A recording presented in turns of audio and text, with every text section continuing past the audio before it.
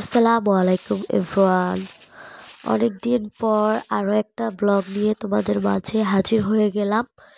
এখানে হচ্ছে কিছু গরম মশলা, তো এগুলা হচ্ছে আমি এখন রোদে শুকিয়ে, মানে রোদ নাই তো চুলার নিচে শুকিয়ে ভালোভাবে ব্লেন্ডারে ব্লেন্ড করে নিব। এই তো আমার এগুলা একদম মচমচে হয়ে গেছে। তো এগুলাকে এখন আমি ব্লেন্ড করে আজকে হচ্ছে মাংস রান্না করব। এর জন্য হচ্ছে মশলা শেষ হয়ে গেছিল, তার জন্য হচ্ছে রাত্রে এগুলো আমি নিয়ে আসছি। আমি আর রুবাইয়ের বাবা কিছু নিয়ে আসছে, আর আমি কিছু নিয়ে আসছি। এগুলা হচ্ছে এখন মিলিয়ে এগুলো আমি সবগুলা ব্লেন্ড করে নিব। তো আমার গলার অবস্থা খুবই খারাপ, শুনলেই বুঝতে পারবে আমার ঠান্ডা একদম গলা ভারী হয়ে রয়েছে। তো এখানে হচ্ছে আমি মশলাগুলা ব্লেন্ড করে নিতেছিলাম। এই মশলাগুলা আমি 5 বারে ব্লেন্ড করে নিছি। এই মশলাগুলা যখন আমি ব্লেন্ড করতেছিলাম তখন হচ্ছে 5 বারে করছি। প্রথম 2বার ব্লেন্ডার ঠিক ছিল, তো তৃতীয়বারের মতো ব্লেন্ডার তো চালু করার পর একদমই থামতেছিল না। আমি খুব ভয় পেয়ে গেছি, অনেকক্ষণ যাবৎ চলতেছে কিন্তু একদমই থামতেছিল না।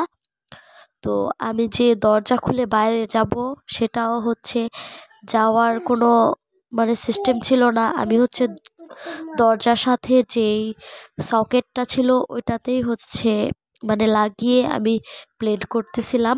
আমি কারেন্টকে অনেক বেশি ভয় পাই। একবার আমাকে কারেন্ট ধরছিল, তো এটা হচ্ছে প্রায় 5 বছর আগের কথা।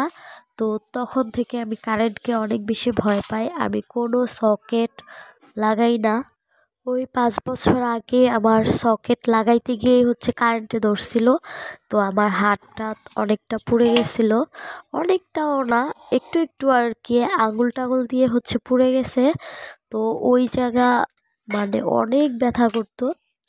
তো তখন থেকে আমি হচ্ছে কারেন্টকে অনেক বেশি ভয় পাই। তো আমি হচ্ছে ফ্যানের সুইচ, লাইটের সুইচ এগুলাও হচ্ছে আমি অন অফ করতাম না, কারণ ওই যে বলে না অনেকে যে চুন খেয়ে মুখ পুড়লে দই দেখেও ভয় লাগে। তো আমার ক্ষেত্রে ওই রকম হয়ে গেছিল, আমি কারেন্টের কিচ্ছুই ধরতাম না। তো তখন হচ্ছে রুবার বাবা বলতো, দাঁড়ায় থেকে বলতো যে তুমি সুইচ দাও, আমি দাঁড়ায় রইছি, তো কিছু হইলে আমি দেখব। তো তখন আস্তে আস্তে হচ্ছে ওই ভয়টা কাটছে, কিন্তু এখনো আমি সকেট তেমন একটা লাগাই না। এই ব্লেন্ডারের সকেটটাই হচ্ছে লাগাই, কারণ সব সময় রুবার বাবা বাসায় থাকে না। তো আজকে হচ্ছে অনেক বিপদে পড়ছিলাম। এই সকেট লাগায় তারপর হচ্ছে ব্লেন্ডার চালু করার পর ব্লেন্ডার হচ্ছে থামতেছিলই না। ব্লেন্ডার হচ্ছে অটোমেটিকলি হচ্ছে 3বার চলে চলে বন্ধ হয়ে যায়, কিন্তু কি যেন হয়েছিল, বন্ধ হচ্ছিল না। তো অনেকক্ষণ পর হচ্ছে বন্ধ হয়েছে, তো আমার ভয়টা কাটছে। তো আজকে হচ্ছে আমি রান্না করতেছিলাম গরুর মাংস, আর মশলাগুলা হচ্ছে আমি চুলার নিচে দিয়ে এগুলাকে একটু গরম করে নিতেছিলাম। আসলে এখন হচ্ছে রোদ নাই, শীতের দিন তো তেমন একটা রোদ ওঠে না, এই জন্য হচ্ছে চুলার নিচে দিয়ে এগুলাকে ভালোভাবে মানে এগুলার মধ্যে যাতে কোনো পানি না থাকে ভালোভাবে শুকাই নিছি। তো এখন আমি 3টা জার নিয়ে নিছি, এই জারগুলাতে এখন আমি সবগুলাতে ঢুকিয়ে নিব মশলাগুলা। এগুলা আমার অনেক দিন চলে যাবে। আমি হচ্ছে ইদানিং অনেকগুলা মশলা এভাবে ফাঁকি করে ঝাড়ে রেখে দেই, তাহলে আমার অনেক দিন চলে যায়। আগে যদিও আমি ফাঁকি করতাম না, তো আমি হচ্ছে কুরবানির ঈদের পর থেকে এগুলা ফাঁকি করি। আগে ফাঁকি করতাম না, আগে আস্ত মশলা দিয়ে আমি রান্না করতাম। তো এই ফাঁকি করা মশলা দিয়ে রান্না করলে মাংসের টেস্টটা একটু ভালো আসে, এর জন্য। তো আমি 2টা জার ভরে নিছি, এটা হচ্ছে লাস্ট, এটা পুরাটা ভরে নাই, এটার হাফটা হাফটাও ভরে নাই, নিচে অল্প একটু হয়েছে। তো এই মশলাগুলা আমার অনেক দিন চলে যাবে। এই মশলাগুলা রেডি করা অনেক বেশি ঝামেলা।